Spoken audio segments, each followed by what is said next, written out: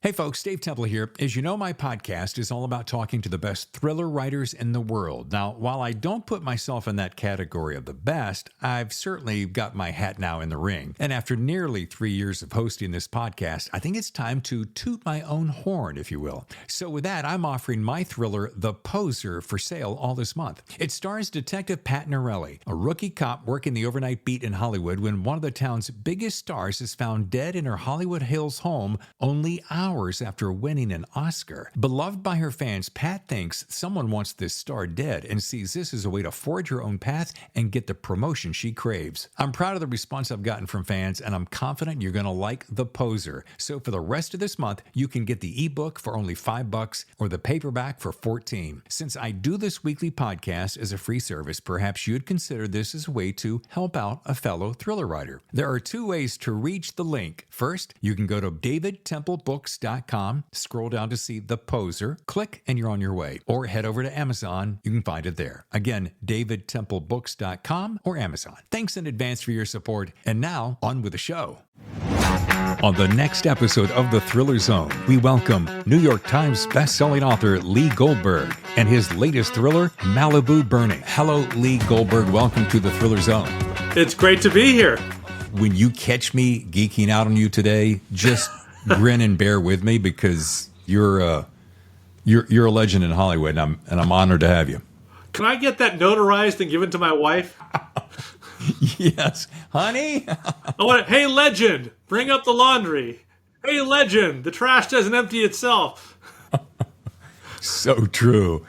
Well, we're going to be talking about Malibu Burning on today's show, which is just one hell of a ride. And Lee, I would love to impress you by saying, man, I've read all your books. This is the first book of yours I've read. I hope you liked it. I hope it's a gateway drug, and now you'll read all 40-some of my other novels and just forget about the rest of your life. Just sit there in your underwear all day in your recliner reading one Lee Goldberg book after another. Wait a minute. Have you been peeking in the windows? I do read in my underwear. No, it was a fantastic ride. I'm going to get to that in just a minute. We're going to talk all about it. But first, I want to say, I guess the very first thing is, let's just get to know you a little bit. I mean, for those who don't know Lee Goldberg, I can go down a litany of television shows, which we're going to get to in a second, and all these books, as you said, 40 plus. But how about real life? Like when the wife tells you to take out the laundry and so forth. How's your summer going? And as it relates to Malibu Burning, do you live anywhere near where this story takes place? Two-point question. Are you kidding me? I had the Woolsey fire licking at my backyard. Yes, I live right in the middle of that. And it's funny because the fire that I write about in Malibu Burning is actually the second time I've written about that particular fire. I wrote about it originally in my novel Lost Hills, which preceded the actual Woolsey fire. I ended that novel with this big wildfire in the Santa Monica Mountains that was sort of like my nightmare of what could happen here in Calabasas where I live. And as fate would have it, I got the galleys for Lost Hills a couple days before I had to evacuate my house and go out to my sister's place in Valencia while the flames raged all around my property. And it was funny because I was proofing what I wrote about, the embers swirling around Canaan Doom Road. Now look up at the TV, there are the embers swirling around Canaan Doom Road. Oh, I got it right. No. And then when I decided to write Malibu Burning, which was some years later, I really wanted to write two things. I wanted to get back to writing a big heist theft novel, which I'd done with Janet Ivanovich. She and I wrote 5 novels together about this international con man thief, and I missed that. I missed that kind of stage to work on, larger than life. But I also wanted to tell a different kind of police procedural, not another middle-aged cop. And I kind of married the two. I decided I'll try to pull off the biggest heist ever in the midst of the biggest wildfire ever. And then I went, oh, God, I already wrote about a wildfire. I can't really do it again. I'd be repeating myself. But what if I made it the same wildfire? What if I did it from a different perspective? So you look at my novel Lost Hills from a whole different light, and that made it sort of fun for me. And so in a sense, Malibu Burning is 2 books. It's a police procedural about 2 arson investigators, and it's a big, over-the-top con man heist that I hope is a lot of fun. And it was a nice break for me from the Eve Ronin police procedurals I've been writing, which I love, but they are a certain. You're on a certain track, and you can't do the kind of storytelling that I did in Malibu Burning. Well, it's got everything, like you said, it's got everything you want in a story. It's got these characters you root for, even some of the bad guys. It has heart. It has humor, which I'm going to drill down on here in a second. And it's got this action that right when you think, and it's not to sound cliche, but right when you think, okay, well, he can't top that scene because he's just done everything. He's pulled that all out of the bag. You do it again, and it's just ridiculous. Thank you. Ridiculous fun. And it's funny. I was talking to my wife, and I said, I know of you, of course, Lee. I mean, I know. Well, that of course you do. As you mentioned, I'm a legend with a litany. A capital L, no doubt. But I said, I was telling my wife, I said, I knew he was a whale. I just didn't know he was the biggest orca out there. I mean, with this body of work. I'm not sure how to take that orca whale thing. How do I look on this screen? Am I huge? I've been on a diet for a while. You look svelte. Okay, good. Yeah. And so let me back up a second because I was stalking you. I mean, doing homework on you on Instagram. And did I see some guys crawling through the bushes on the back of your property? Yes. 2 weeks ago, a bunch of, I guess you could best call them as home intruders, tried to break into my home while I was here. And we saw them on our security cameras. And it was, first of all, I couldn't believe what I was seeing since I'd just written about it for a book coming out in January. But it was scary stuff. I was here with my family. But the most heroic thing I did was call for help. Yeah. I called 911 and got the sheriff's deputies out here right away. And I think the intruders, as they came up my hillside, they saw me walking across my home with the phone in my hand. And I think they realized, A, there's somebody home, and B, he's calling the cops or getting out of here. They were actually apprehended, I found out yesterday.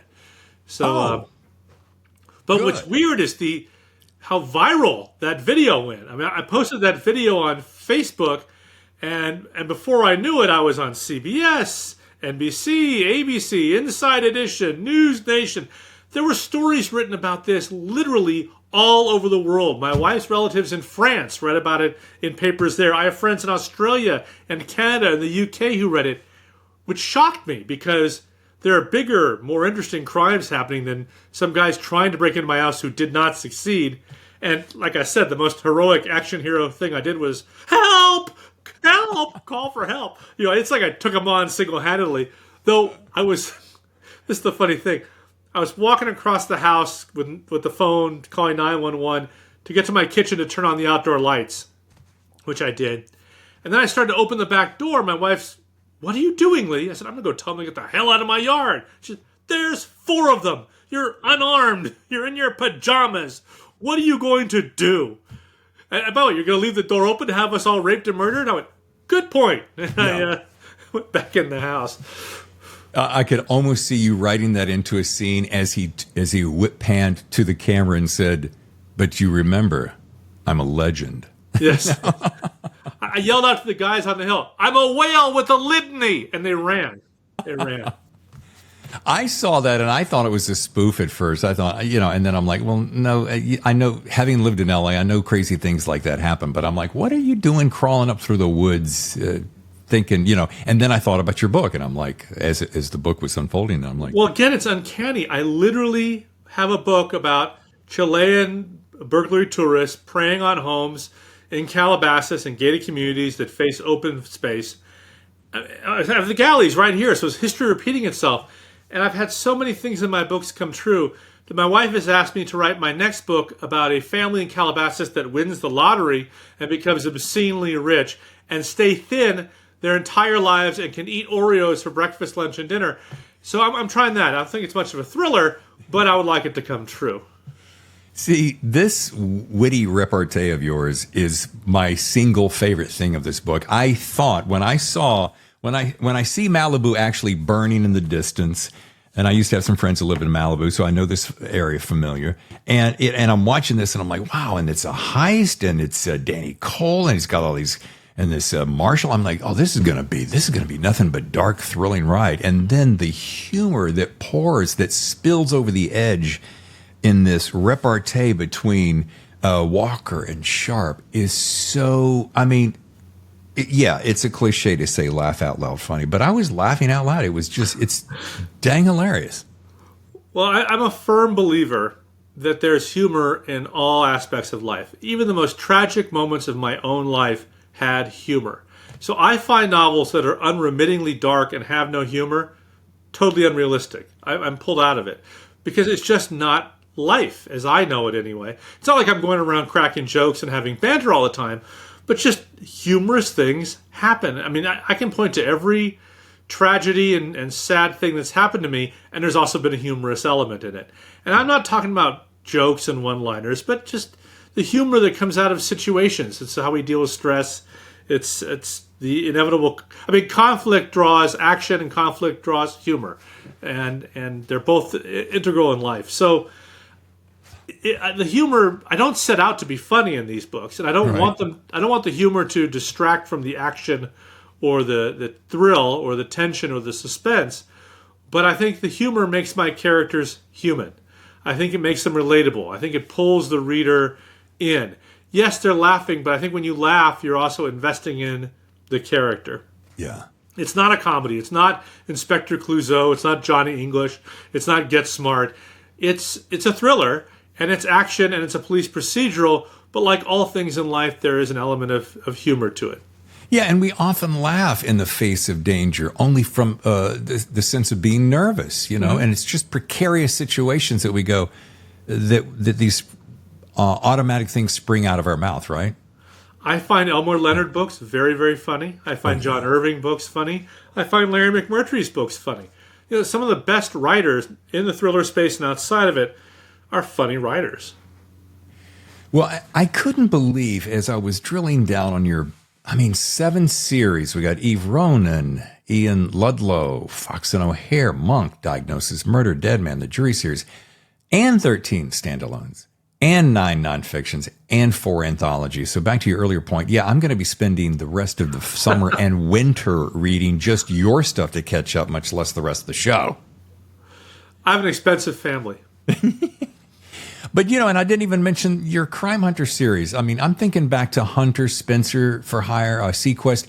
And when I was reading this, Tammy, again, my wife, comes in and she always watching me reading. And she knows that if she'll catch me right in the middle of the book and kind of sneak up on me, so to speak, and say, you know, what is your take? What do you think?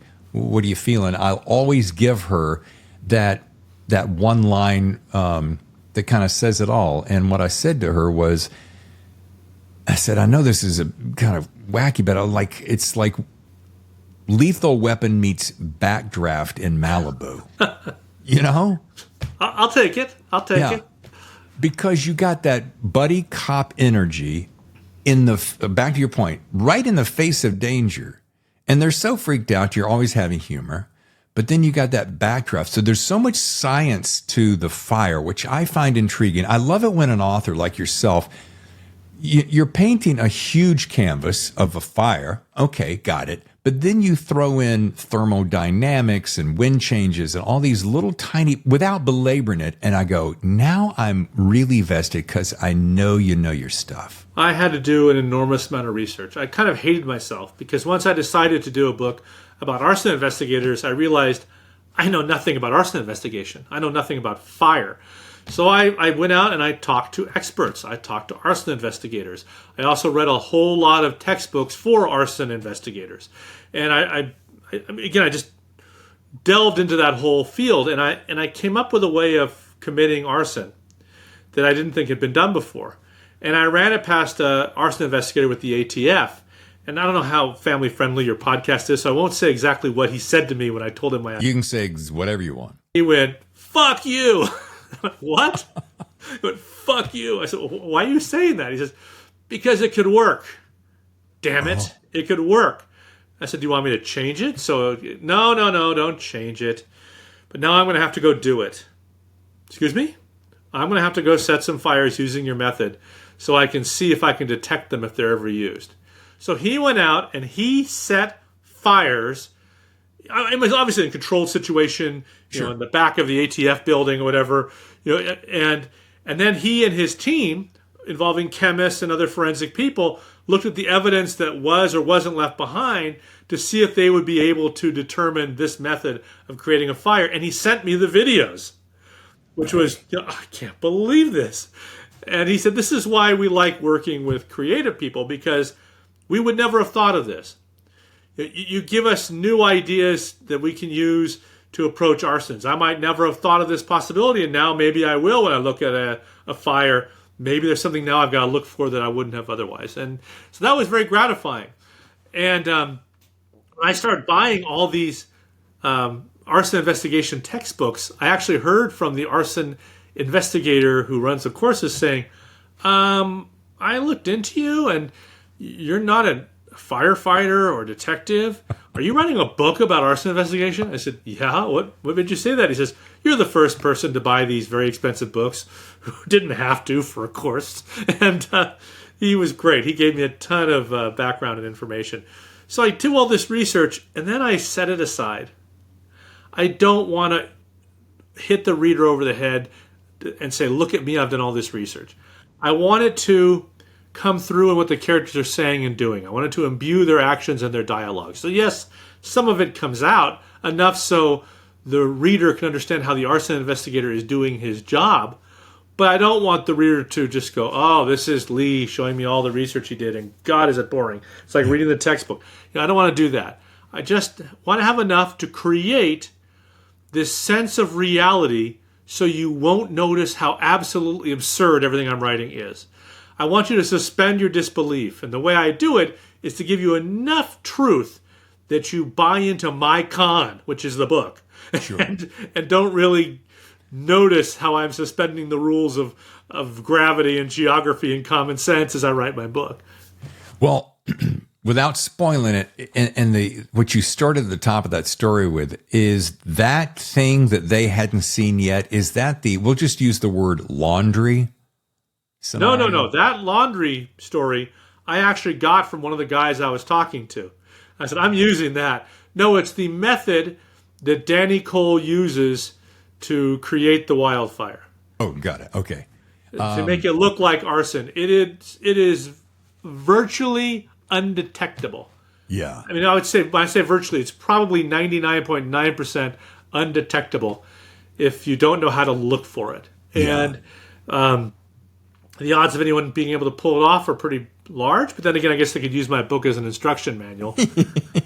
Yeah, but what got my attention, which is what I'm referring to, was that laundry incident. When that came together, I was like, is that possible? And then that actually came from an investigator's true experience. And in fact, at the end of my book, I acknowledge the investigator who I didn't steal the story from, but this happened to him. And, oh, this is a great story, and I fictionalized it. Well, when you take me out of the story, and it's one of the few times that you can take me out of the story, and it's good, is I sat there with it for a minute, and I'm like, okay, is that possible? And could that have happened? And how many times have I been in a similar situation? Wow, what if that were happened? So anyway, kudos to you for pulling one over me, and it was just a wild ride. I wanted to know, and with I think I have 3 years on you. How have you been able to create this amount of work at such a relatively young age? I mean, and I'm not trying to flatter you, but I'm like, my first novel was published when I was 18, 19 years old. You can see the cover painting behind me. It was called 357 Vigilante by Ian Ludlow. So I'd be on the shelf next to Robert Ludlum. And Ian for Ian Fleming. So people would go, Ian Ludlow, I think I've read something by him. It wasn't bad. And the books came out at the same time Robert Ludlum was the best-selling author in America. So people were going to the L shelf anyway. And I wanted to be right next to him. And his books had hammers and sickles and Doric columns and all that stuff. I had boobs and explosions and big guns. And my books sold extremely well. And New World Pictures bought the movie rights and hired me to write the script. And my television and book writing career were born while I was still in my teens. So I've been writing for a very, very long time. And I put myself through college as a writer as well. Before I wrote that novel, I put myself through college writing about the entertainment industry for the LA Times Syndicate, United Press International, Playgirl, American Film, Starlog, anybody who'd hire me. So I've been writing all my life. Okay, well, this begs the question. Since so many of my listeners are up and coming and budding writers, I'd like to drill down, if we can, on just a couple of those things. First of all, I want to touch on the writer's strike because it's so prevalent in our headlines right now. But I want to say, if you were to start over today and you knew then what you know now, would you chase this same dream? No. I mean, in today's, we'll call it AI technology, jobs are tough, strikes around us, etc. Would you try to carve your way through a course of life like this today? Yes. But the world has changed dramatically since I started years ago. In the whole world, the way we consume media, the way media is delivered to us. Ebooks didn't exist, streaming didn't exist, YouTube didn't exist. The ways I use to break into the business just aren't possible today. It's a whole different way of doing things. But yes, I would do it all exactly the same way. I was very smart about how I did it. I was very mercenary about how I did it. The only thing I would tell myself is relax. It will happen. Calm down.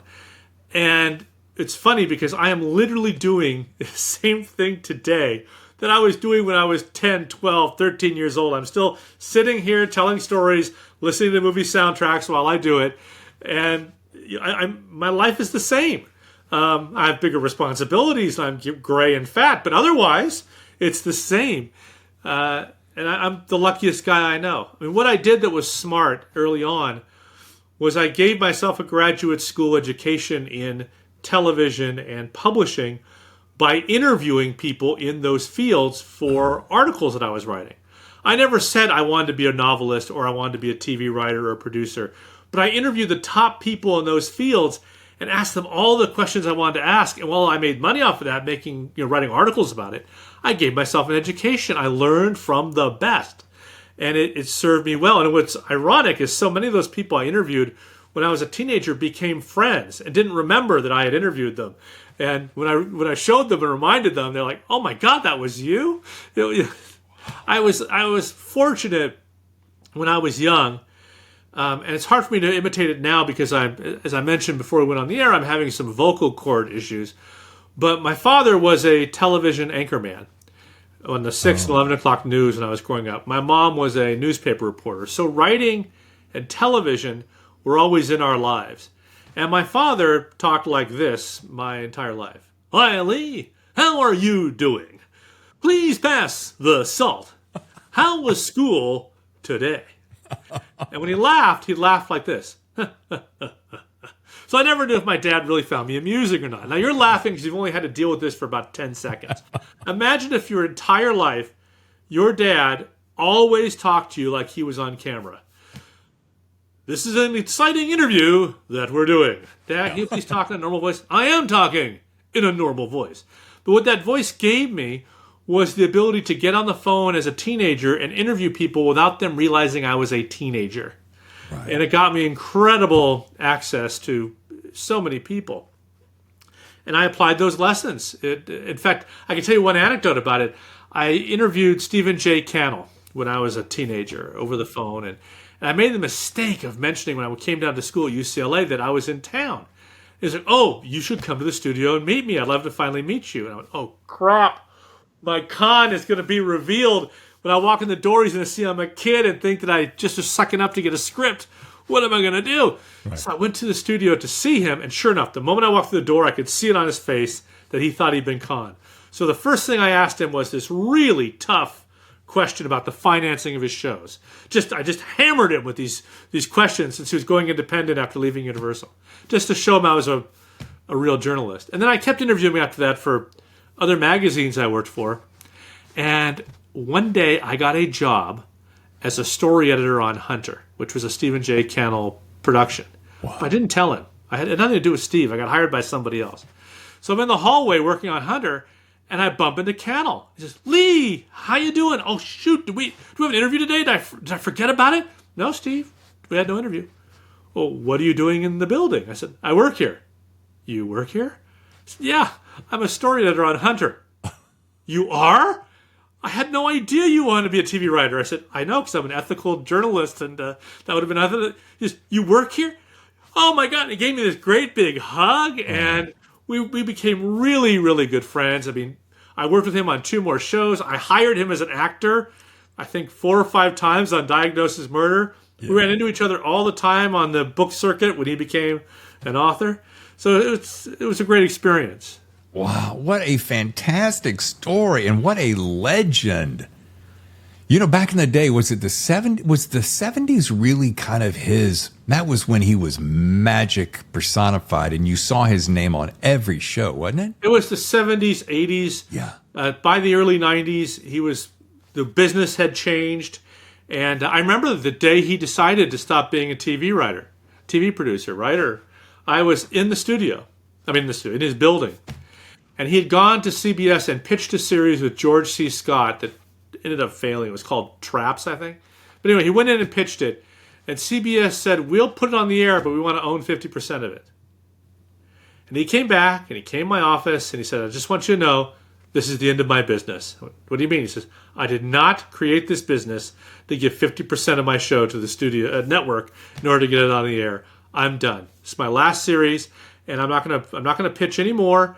And I'm going to wait for all my other series to finally get canceled. I'm going to sell off the library. I'm going to become an author. And that's exactly what he did. Wow. Because he did not leave Universal and start his own company to give up a share of the ownership of his shows. So he had to do that to get the George C. Scott show on the air, but that was it. He was never going to do that again. Do you see some of that similar mentality going on in the world today, especially as it pertains to that strike we mentioned earlier? There are no independent writer-producers anymore. They're all aligned with a network. Almost every show on CBS is 50% owned by CBS Productions. And so many of the shows now are in-house, where CBS is producing shows for CBS, ABC is producing shows for ABC. But you have Shonda Rhimes and all these big producers, but they have output deals with Netflix or ABC or Fox. They aren't truly independent in the way that Aaron Spelling and Quinn Martin and Steve Cannell were. But all 3 of them ended up having to sell out to a bigger studio and essentially get out of the business. You can't run the kind of business that Steve Cannell had anymore. He saw it coming, and he was right to leave. He was a multi-zillionaire by the time he left, but... How did his books do, by the way? They did all right. They were not great, and they didn't do great, but he enjoyed himself, and matters. It just he had his voice, his writing was best tailored for television. Yeah, and I enjoyed his books, but to me they all felt like television treatments. They didn't feel like books. But he was the most gregarious, outgoing, friendly, warm writer on the circuit. You do a panel with him, and he would make you feel great, and he would buy all of your books, and he would give you free copies of his. He was just you'll never hear anyone say a bad word about Stephen J. Cannell. He was a wonderful man who died way too soon. I love hearing that story, except for the last sentence. I want to go back to the strike for a second. How do you think that is going to wrap up, and how do you think it's going to affect the landscape moving forward? I predicted, it wasn't much of a prediction because I've been a Writers Guild member since the late 1980s, so I've been through 3 strikes. I predicted when we went on strike that it would not settle until after September. I just knew they would try to bleed us, get us to lose our houses, try to break the union. I have never seen the union more unified than it is right now. In other strikes we had, factions that were tearing it apart at us. But I think now every writer, whether a television writer or a screenwriter, sees that we're at a pivot point in our industry. And I know it sounds highfalutin to say this, but it's an existential crisis. We're at a point now where it may soon be impossible to make a living as a screenwriter or a TV writer unless things fundamentally change. And the TV industry, they've made some big, dumb moves that are costing them a fortune. They're trying to lay the cost off on writers, but they forget that without writers, they have no industry. And what we're asking for is just a tiny, tiny slice of the pie. When we write something that makes billions, don't begrudge us a couple 100,000. And what the studios are doing and networks are doing as far as television goes is so stupid. A writer's room and staffing on TV shows is a university. You are building the next generation of showrunners, the people who give you the next great shows. And right now, at the same time that the networks and studios are saying, oh, we don't want to have writers' rooms, we don't want to be required to have minimum staffing levels, they are also firing showrunner after showrunner because they keep hiring people who have no clue how to run a show because they've never had the education. They've never started from freelancer to staff writer to story editor to co-producer to supervising producer, working their way up the ladder, learning how it's all done by observing and seeing the successes and failures and picking up the skills and finding out what their skills are and aren't so they can become effective showrunners and know where their strengths and weaknesses lie and know how to talk to actors and edit shows and prep a show and budget a show and hire a staff. These are not qualities that come naturally to writers. We tell stories. We don't know how to schedule a shooting schedule for a show. We don't know how to budget shooting days. We don't know how to prep with directors. We don't know how to music spot and color correct. And you don't get those experiences without being on the set, without being in the studio, without being in the writer's room. And being in a place where you can make mistakes without it destroying your career. Right. So what the networks and studios are doing right now is just unbelievably foolish and suicidal. And frankly, it's not going to work. They're going to have to give in. They're going to have to give us what we want because the industry depends on it and writers depend on it because we won't have a profession. I'm lucky in that I have two professions. I'm a TV writer, producer, and I'm a novelist. So for me, I can live through a strike. I have my books. A lot of writers, the vast majority, aren't so lucky. I got good advice early in my career, which was be a writer first. And don't put all your eggs in the TV and movie basket.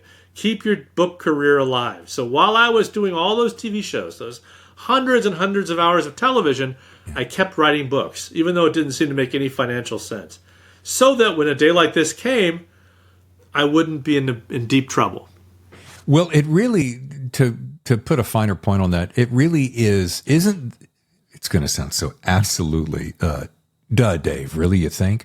It's all about greed, isn't it? It always comes down to greed and money, right? It comes down to greed and money and stupidity. Yeah. They just don't realize how important writers are to them. You don't have a movie. You don't have a TV show without the idea, without somebody filling the blank page with words. And AI won't do it because all AI is plagiarism. Yeah. They're teaching this computer all these phrases and characters and scenes from other people's books that they're going to try to smear together into something new and original. And it's not going to work. AI is not going to replace the writer.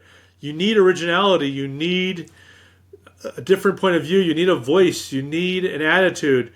You need inspiration. You need creativity. And AI doesn't have that. AI just parrots back data and bytes and bits. And the people who are running the studios are so out of touch. They're sitting there in their yachts and private jets and just don't understand what it is to make a TV show, or they've forgotten what it is to make a TV show. Yeah. Well, I want to swing back around. By the way, thank you for that discourse because that's insightful. And a lot of folks, don't stay on top of this writer strike and don't know fully. Well, most folks don't realize that a television show is no different than any other industry. We're making a product. And to make a product, you have parts from different sources, and they have to be put together in a factory, and they have to be fine-tuned and distributed. When we're making a TV show, a studio is a factory, and you have a lot of other people in there, set designers, lighting people, cameramen, costumers. I mean, there are hundreds and hundreds of people employed on a TV show. And then there are people out who don't have anything to do with the TV show. Lumber yards, people who make plants that go on the TV show, food service people who provide vehicles. I mean, all camera people. I mean, when you start attacking one segment of the industry, it has a domino effect that impacts tens of thousands of people. The economic hit that Los Angeles is taking in particular because of the writer's strike is enormous. Dry cleaners, nurseries, restaurants, drivers. I mean, so many people are, prop houses, so many people are suffering.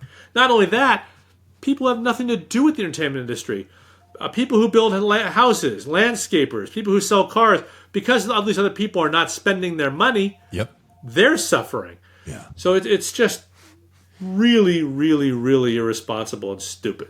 The trickle-down effect is nuts. And it's not much unlike when COVID hit. And all of a sudden, one thing triggers this, and then the domino just takes out litany of industries. Well, right now, the Writers Guild strike and the SAG strike are the equivalent of COVID, a COVID shutdown. Wow. We've now had months of essentially a COVID shutdown again in the entertainment industry on the heels of the previous COVID shutdown. Holy shit. Well, to go to a light note, I want to say it is so clear, circling back around to Malibu Burning, so clear that you spent some time in television, because reading it was like, this is the best compliment I can give you. It was like watching a good television show. It's not like, I want to make sure I say good TV show, because there are a few series out there right now, Lee, and I think you'd probably agree. And I'm not, there's nobody in particular I'm disparaging, but there's a rash, and I'd love to hear your take on this. There's a rash of, is mediocre strong enough a word without being too cruel, of content out there that just like derivative of something before, of something before, of something. Or literally is a reboot. It's, Magnum PI or SWAT, or a remake of a previous series, Hawaii Five-0. Yes. I think there are too many shows right now that are serialized, that are arced, that require you to make a commitment that's like a marriage. If you miss one episode, you're screwed. And you have to watch the show within 24 hours of it airing, or it's going to be ruined for you on the internet. There are a lot of pleasures in episode of the week where you can miss a show for 2 weeks. It doesn't matter. You tune in when you can, and you know what you're going to get. You're going to get a great meal. You know exactly what to expect. I think Star Trek Strange New Worlds is a good example of that. There's a slight arc to the series, very slight, but you could tune in every week and just get pure pleasure, a story with a beginning, middle, and end. Yeah. And there's not enough of that right now. Yeah. And when you mentioned that Malibu Burning feels like a TV show or a movie, that's totally intentional on my part. I want my writing to disappear. I don't want to call attention to my writing. With the exception of the first paragraph or two of a book, I want my writing to become invisible. I don't say super clever things in my prose. I don't have clever metaphors, because it makes you stop and see the writing. If I'm going to say something clever, I'm going to have my characters do it. Yeah. I just say enough in my prose to put you in the place so you can build the sets in your mind and fill in the blanks. I have my books driven by action and dialogue, just like a script. I want you to see these as a movie playing out in your mind. I'm not writing literary fiction. I'm not writing great literature. I'm writing escape. I'm writing entertainment. And I feel if I've written I cut stuff all the time that I really like in my writing, because it's writing. Yeah. And if I can make my writing disappear and make you forget you're reading a book, then I've succeeded. Well, it's funny. There was 2 moments in the book, and I can think of them specifically. However, I did not circle them or quote them, but it's one of the only times you took me out, because you wrote something that painted such a beautiful picture of the scene that was so poetic, and your stuff is not what I would call, generally speaking, poetic, meaning literarily poetic. Yeah. But I stopped and I went, oh, it was the way you turned a phrase, and it was having to do with the way the ashes were falling on the ground, and a particular thing. And it was just so beautiful, and it was just enough that made me go, huh. And then I kept going. The only if I had one negative to say about the whole book, and I'm saying this with the tongue slightly in cheek, is that I had to keep a notepad nearby me, because there were so many characters coming and going throughout the story. And I'm like, oh, this guy was here and this guy was there. Okay, right. So I had to always make sure that I had all my worlds in my head. Right. So it's still it's a complicated book in that there are 2 timelines. There's one timeline that starts 8 years ago and is moving closer and closer to present day. And then the other timeline, which is present day. And then the 2 timelines collide in the present. And that was extremely tricky. I had the where you see Ultraman's solid steel butt behind me. I had my wife calls that the stainless steel ass crack. I had a spreadsheet on that door, so I could track all the elements and move them around because I never wanted the reader to be too far ahead of my characters and vice versa. So I had to be careful what information I shared and when I shared it. And I wanted to heighten suspense, but I also wanted to make sure the two storylines converged at the right point. And that was a challenge I hope to never do again.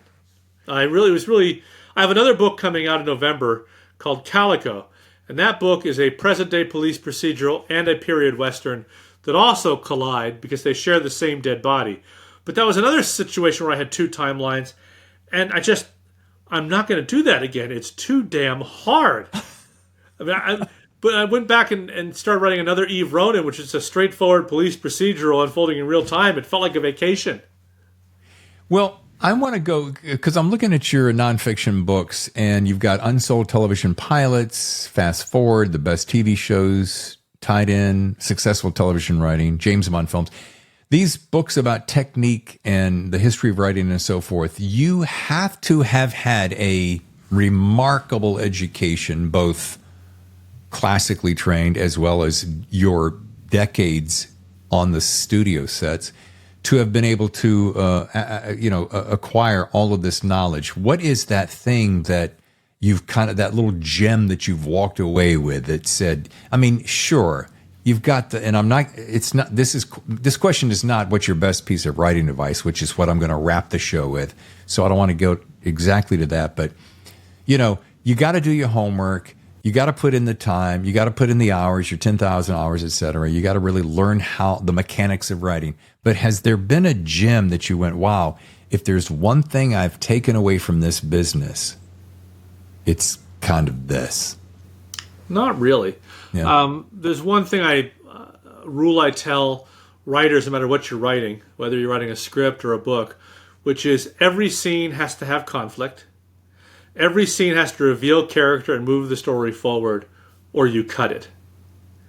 And you'd be surprised how many books have scenes that are just narratively treading water. Yeah. They have no conflict. They don't move the story forward. They don't reveal character. And then I have one other rule when you're writing a series, which is each scene should reiterate the franchise. Now you're saying, what the hell does that mean? Well, when you are doing a TV series, it's no different really than having a chain of hamburger restaurants. Because there's Wendy's, there's Jack in the Box, there's McDonald's, there's Carl Jr.'s. They all sell the same thing, a hamburger, fries, and a Coke.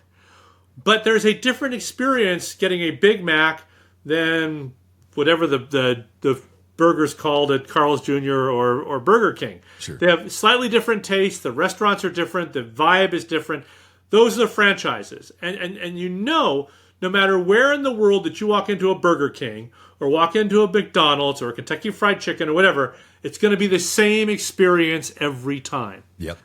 So if you're doing a series, whether it's for television or books, you have to tell stories in such a unique way that it can only be told in your series. So remember when Chandra Levy, the Washington, D.C. Intern, disappeared? Yes. And everybody did a story about that on television. CSI did, Law and Order did, Homicide did, but they all brought their own version of it. Right. And the way Monk would investigate a case is very different than the way Jim Rockford or CSI or NCIS would investigate the same case. And if any of your dialogue could be in anybody else's mouth, then it's bad dialogue. Yeah. So that gets me back to each scene should make it clear that the reader is reading an Eve Ronin novel and not Harry Bosch. That this is a story only Eve Ronin could tell or be in. Or this is a story that only Monk could do. And if your scene is so generic that you could substitute any other character's name and the dialogue would play, if the scene read in the raw doesn't scream, oh, this is Michael Connelly or this is Elmore Leonard, then you're making a big mistake. So that's putting a lot of pressure on you as a writer. And if you start thinking about it consciously while you write, you're never going to get a word written. It's got to be part of your character as a writer. It's got to be part of your technique and who you are, that it becomes unconscious. That a scene isn't working just because there's no conflict, because you don't have character, because it isn't moving the story forward. It's a placeholder. It's you trying to figure out what the story is or the character is. Cut it. That doesn't mean you can't have it in your first draft. Sure. And I learned this mostly in television, because in TV, every scene has to count because you only have 44 minutes to tell your story. Right. So if a scene doesn't reveal character, doesn't move the story forward, doesn't have conflict, it has to go. It must go because there's no room for it. You can't devote the television real estate to it. So that's the biggest lesson I learned in terms of storytelling. What a great piece of insight. And, I think one of the greatest aspects of your education, and I say that as it turned into a profession, writing for television, is the fact that you were squeezed into those 44 minutes. So what better way to really hone your craft than to be forced into the mold, the parameter of time, to make sure that you're checking all those boxes? I was forced into that before I got into TV. Oh. My best education was being a journalist beforehand, because I had a certain amount of column inches to fill. I had to look at a story and say, what is the story? What is the point of view? What is my lead? Where is it going? I had to start strong to pull my reader in, and then provide the information in a descending order. So if the story was cut, the story would still hold. The biggest, most important stuff was up front, not necessarily at the end, because you couldn't guarantee that the story wouldn't be chopped, for other reasons, especially if you were syndicated. You never knew how other newspapers would handle that story. So making deadlines and finding the heart of a story and finding the key quotes that would deliver that story from the people I interviewed was a craft I honed as a journalist, and then I brought those techniques in as a television writer. And I found some of the best television writers and screenwriters in the business started as journalists. Yeah, it feels so obvious when you think about it. And it begs this question. You mentioned Janet Ivanovich, who is one of my favorite writers, and you did this series, the Fox and O'Hare series. Two-part question. First of all, how did that experience come about, and what is it like writing with her? Because she's just magnificent. Well, keep in mind, television writing is all collaboration. You write stories in a writer's room with a whole bunch of other writers. You're rewriting each other. You're used to working with other writers and having input and having stuff cut and having to take the point of view of others. Okay. I had known Janet for years. I knew her when she was Janet Ivanovich and not Janet. Right. In fact, we've known each other so long we aren't sure how we met.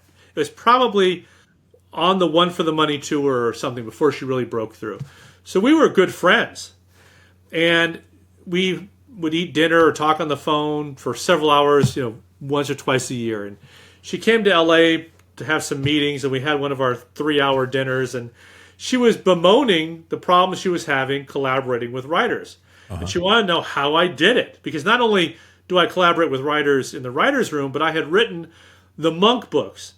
Those were a series of original novels I wrote based on a character that I didn't create. I did it sort of hand in hand with Andy Breckman. And I also had a series with Amazon called The Dead Man, where I hired writers to write books, and we did a new book every month.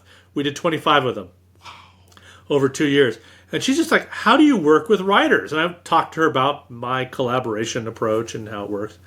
And then the conversation shifted to the kinds of movies and TV shows that we love that weren't being done anymore, like the Thomas Crown Affair, and It Takes a Thief, and The Saint, and Maverick, and The Rockford Files, and how much and the original Avengers, with Patrick McNee and Diana Rigg, and how much we missed those kinds of shows and books. And then we had one of those comfortable silences that good friends can have over dinner. And she said, how come we've never written a book before together? I said, you've never asked. She said, why don't we write this? I said, what is this? She said, this book we're talking about, the kind we miss, why don't we do it? And we started talking about it. And then I went home that night and I wrote up everything we talked about as an email. And I sent it to her and I said, if you wake up in the morning sober and realize you made a big mistake, I'll understand. She said, no. I love it. And she sold it to Random House within 48 hours.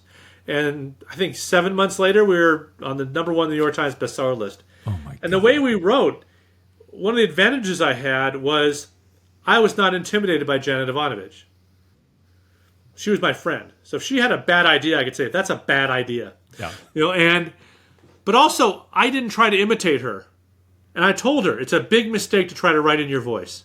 Because if I could write in your voice, I'd have your money. I'd be as successful as you are. Right. We have to create a new voice that's neither me nor you. it's Leonovich, or it's Jan Lee, whatever. It's a voice that we could both write in that's neither one of us. And also, we need to tell a story that will not only bring in your readers from Stephanie Plum, but also their boyfriends and husbands who aren't reading you. And so we came up with Fox and O'Hare. And the way we wrote it was I would come up with an idea, run it past her. If she liked it, I would write a short outline. She'd read it. If she liked the outline, she'd tell me what she liked. If she didn't, she'd tell me what she didn't like. And then I would start writing. And I would write 25,000 word chunks. And I would send her the chunks, and she would tell me what she liked and what sucked. And I wouldn't fix them right away. I'd just go on to my next chunk. And she'd give me her notes. And then when I was done with the whole book, 100,000 words, I would send it to her, and she would do her Janet pass. She would sprinkle her magic Janet dust on the manuscript. And I'm not saying that facetiously. There's a reason why she's a globally best-selling author. She's a brilliant editor. I think of it as the showrunner pass. Like working on a TV series, the showrunner always takes a pass at every script. And it's funny because I don't think you can point to anything in either book that screams Lee Goldberg or screams Janet. And often when people in the reviews say, oh, this is clearly Janet. No, that was me. Or this is clearly Lee. No, that was me. Or Janet and I can't remember who wrote it. We had so much fun writing those books. And the only reason we stopped was because I had other things I wanted to write. Right. I did the 5 books, and it was no acrimonious split up or anything. It was just like, this is great. I've had a wonderful time, but I could do this forever, and I'll never write these other books I want to write. And so I got to go. And that's how we get Malibu Burning and Eve Ronin and all these other books that I was dying to do that I wouldn't have done if I was. I mean, I'd be on my 20th Fox and O'Hare by now, the way things were going. Now you have 2, 4, 6, 7 of those, right? Fox and O'Hare? Yeah. No, we did 5 Fox and O'Hare, and I think she's done 3 or 4 since I left. I haven't read them. Oh, okay, got it. I got Pros and Cons, The Heist, The Chase, The Job, The Shell Game, Scam, and Pursuit. We did 5 novels, and I did 3 novellas. 3 novellas that were prequels to the series that we did sort of marketing tools. Oh, and they hit the bestseller list too. That's what's ironic. We wrote these little novellas that were just as successful as the books. Oh, golly, these questions jamming at me. I want to ask this one while you just said it. Do you see any pros or cons of novellas over novels? In other words, if you've got ideas as a writer and you feel good that it's contained inside a novella, do you feel like it's a good exercise to go ahead and write and put it out and even sit on it a while? And that splits off into traditional versus self-publishing and so forth. So we'll just start there so not to confuse. There's no market at all for novellas. It's a waste of time. And Amazon has a novella program, which they sell as ebooks, and it's unique to Amazon, and that does well because they pay you a lot of money, and Amazon can really push it. But in general, there's no market for novellas. You can't sell them. They don't do well. But if you're a big writer like Lee Child or Michael Connelly or Jan Ivanovich, and you have a following, you write a novella that will sell because you have a built-in audience. And without that built-in audience, nobody's buying novellas. It's not a good use of your time. And I say this as someone who's got 3 novellas in his drawer. I'm trying to figure out what the hell to do with. And here's the other question that was burning a hole in my brain when you were talking about working on a collaboration is, do you have an average span of time where your average book takes you? Are you a bang it out in 6 months and then spend 6 months to craft it? Are you shorter than that, or are you the classic 1 a year guy? How does that work for Lee Goldberg? I've written books in 8 weeks. I've written books in 90 days. But in my perfect world, I like to write a book in 5 months. So I write the book in 5 months, and then I take a month to relax and come up with the plot for my next book. So I'm a 2-book-a-year guy, and I like to have a book that I write in 5 months. But I've had situations I won't bore you with where I've had to write a book in 90 days, or even there's a book I wrote recently in a little over 8 weeks. Because of the vagaries of publishing and when I got a contract and when the publisher decided, oh God, we want another book in that series, can you set aside the one you're writing and give us one of those right away? So I've written books very, very fast before. Back in the day, back when I was writing the Diagnosis, Murder, and Monk books, I was writing a book every 90 days. I would write a diagnosis murder, finish on a Friday, start a monk on a Monday. And I was writing 4 books a year. And that begs this question that's been scrolling around is, how do you, if this is a stupid question, you can say it to me. We're good enough friends now. How do you keep all these characters and these worlds? It's as much a world as it is a character. How do you keep them all straight? You referred to that diagram on your closet door there earlier. In general, I'm usually not writing 2 series at once. Okay, got Usually it. I'm only writing 1 series. Now, right now, I'm doing 2 series. I'm doing the Eve Ronin books. I'm doing Sharp and Walker. But I don't do them at the same time. Like I do an Eve Ronin, and then I do a Sharp and Walker, and then I do an Eve Ronin. So I'm able to split up. And when I was first doing the Eve Ronins, I had the Ian Ludlow books.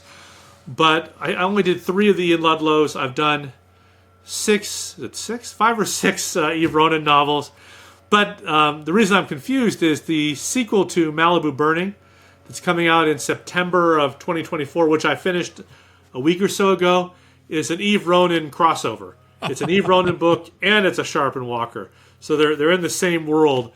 So I was able to do 2 series at once. And now, having just delivered that book, it's not entirely clear what I'm going to do next. I will probably start writing, next week, a standalone novel. But I'm fully expecting to get a phone call from my editor in a month or so saying, Lee, can you set that book aside and write another Eve Ronin or write another Sharp and Walker? And sorry, because we're giving this to you late, you're going to have to write that book in 3 months. Can you do it? And I'll say, no, I can't, and I'll do it. And then I'll come back to the standalone, which is what happened with Calico and Malibu Burning. They were interrupted by other books, and it's... when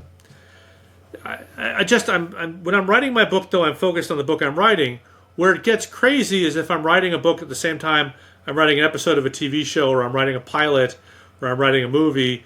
So when the Hollywood work intrudes, then that's a little more hectic. And what a terrible thing that Hollywood. Yeah, these are champagne problems I'm telling you about. These are whining about things that I'm so freaking lucky to have to whine about. No, I'm well aware of how I sound. Oh, that guy. He's complaining about having too much work and making a living pretending. I'm well aware that I'm the luckiest son of a bitch I know. No kidding. And one of the most talented guys I've met. And again, I'm honored to have you. No, I'm not one of the most talented guys you've met. I'm a legendary whale with a litany. That's right. I'll never live that down. I do, I am not going to ask you this question because it's my least favorite question on the whole world. And you can always tell a fresh, new podcast when you hear the guest ask it. And I'm 2.5 years in and 25 years of radio past. So, but I'm going to refer to it. When people go, Lee, where do you get your ideas from? Well, that is a pretty stupid question. However, and I'm trying to think of who I had heard say this. All you have to do, it was either Lawrence Block or Don Winslow or any number of, maybe Andrew Child. All you got to do is turn on the news or pick up a New York Times or look out the window and the or look at your mortgage payment. Yeah. Oh, and that is how I'm or look at tuition.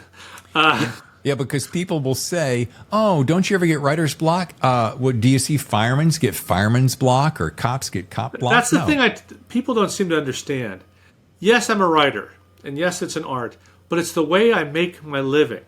If I don't write, if I'm not thinking about what's coming out 24 months from now, I can't pay my mortgage. I can't send my daughter to graduate school. I have bills just like everybody else, and I need to know that I have income coming in the future. That's not to say I don't have income from the past. It's not to say I do very well, but it is how I make a living. It is how I pay for my retirement. It is how I have peace of mind and handle my family responsibilities. So I can't have the luxury of not having ideas. I have more ideas than I have time to write them.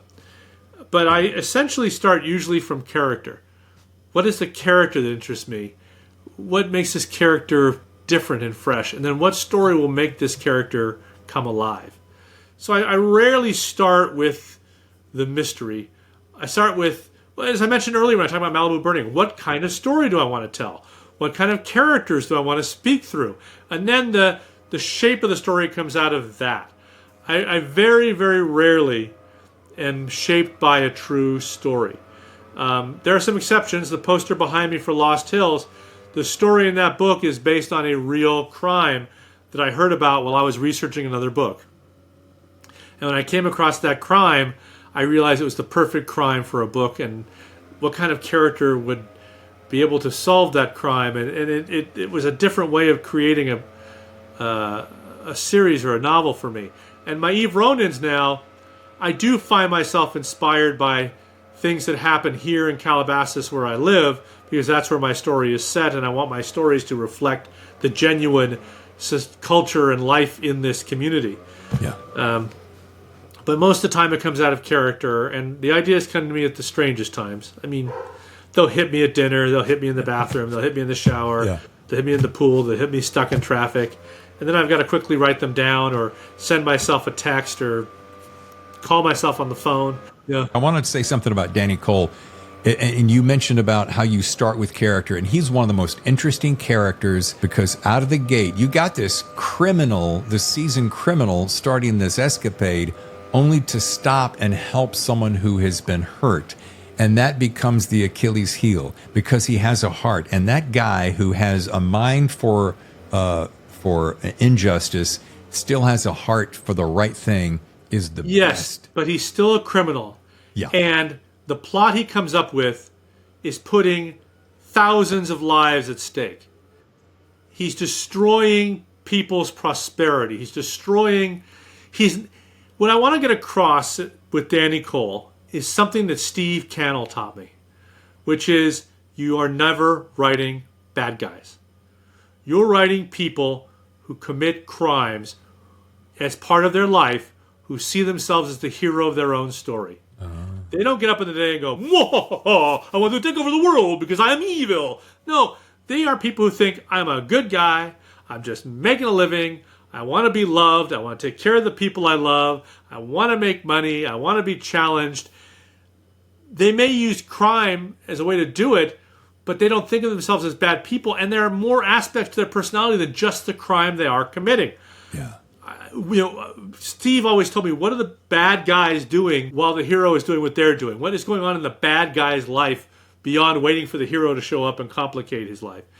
But also, if you look at Larry McMurtry, even the most loathsome characters in his westerns, and Lonesome Dove, he has what I call amiable villains. Yeah. Amicable bad guys. And so does Elmore Leonard. Yes. So, to me, it's always important that the bad guy not be slotted into a bad guy slot. That's good. There are fully rounded characters who have an emotional life, who have wants and desires and tragedies and dreams and senses of humor. So Danny Cole, yes, he's a bigger-than-life con man, but he's also a scumbag.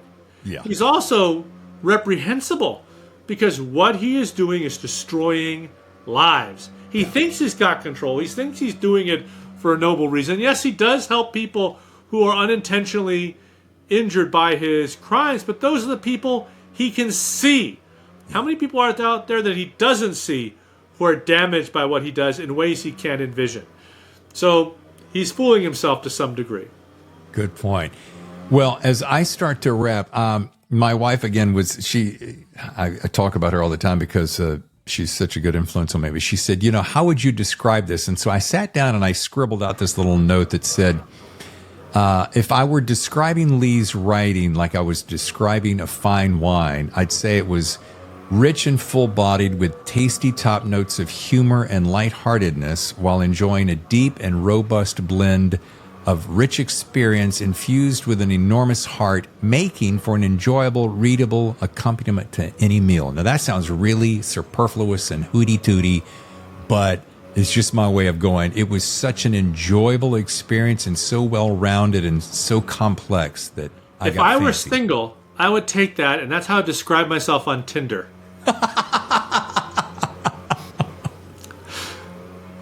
Oh, jeez.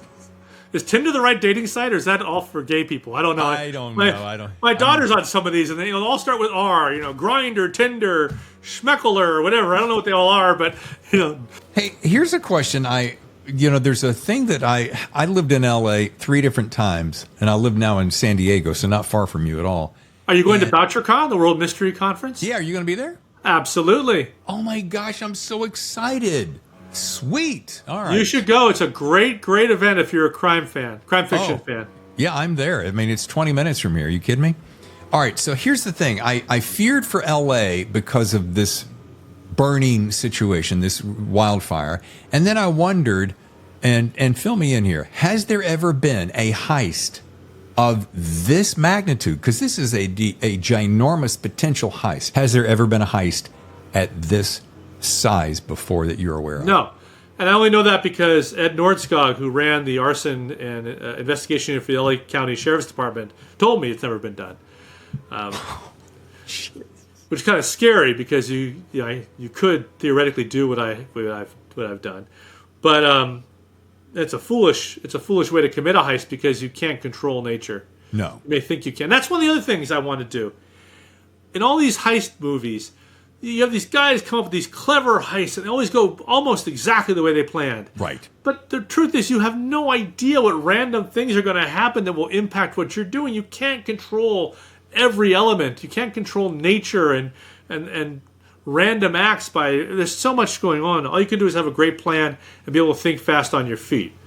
And this is the one thing that I kept questioning myself in the back of my head as I'm thinking about Danny Colan. He's got this magic plan and this perfect plan, and he's orchestrated everything, and everything seems just dialed in and buttoned up until I go, well, what about chance? What about the wind shifting? What about somebody deciding they want to come down the hill when you're coming up? I mean, so many things. And last thing, as I was approaching that ending, that crescendo of action and anxiety was unlike many that I've read this summer. So big kudos to you. And I want to wrap with this, Lee. What is, as we wrap the Thriller Zone, what is your best piece of writing advice? And we've got a lot of writers who are up and coming. We got seasoned, but they all love this question because they're like, man, give me that little morsel of truth. Well, my morsel of truth is not all that original. My best advice to you is read. Read lots of books. Yeah. Good ones and bad ones. So if you read a book that makes your heart race, that makes you sad or makes you laugh or turns you on, go back and ask yourself, look at the text. How did he or she make my heart race? How did they make me laugh? How did they arouse me? What did they do with language that made me have that visceral emotional reaction? And try to figure it out. And if you read a book that sucks, ask yourself, why does it suck? What are the mistakes that this writer has made that have turned me away, that don't pull me into the story, that don't make me believe the character, that don't give me that rush, that don't pull me along? Go back and analyze it. I mean, if you read a book and you loved it, you plowed right through it, it was fantastic. Now go back and deconstruct it. Yeah. Chart every scene. Chart every plot move. Figure out what the ingredients were that worked, because it's right there. If you want to be a great writer, the way to understand great writing is to just look at the great writing in front of you. Yeah. There's no secret. You can look at it all right there. The everything that writer knows, all their tricks, all the way they distracted you or whatever, it's bold. It's black and white. It's there on the page for you to discover. So you just have to do it. You just have to go back and look at it again. Read it first as a reader, and then read it again as a writer. And as I said, good books and the bad ones. Don't just toss the bad books away. Force yourself to go through them, and again, chart the scenes and everything so you can see, that's the mistake. That's what he did wrong. That's where he lost me. That's where the character or the plot went awry. Or this is why the joke didn't work. Or this is why the sex made me laugh instead of pant. You can give yourself a graduate school education in writing just by reading the best and worst work that's out there. Nicely said. And if you use this book as a model for that, going back to your reference of that's where you'll find out about sexual arousal. That's the book. What's burning in Malibu is your libido. Yeah. But I'll tell you what, man, if you use this as an example of breaking it down with these multiple timelines and the past and the present and they're merging together, and the multiple viewpoints, you're going to be in that. This is a crash course, a master's degree right here in that particular. Well, Lee, this has been absolutely fantastic. You're an amazing talent and a super nice guy. Oh, thank you. God, if I got you fooled. I got my wife in a cellar downstairs. I just throw meat at her every day.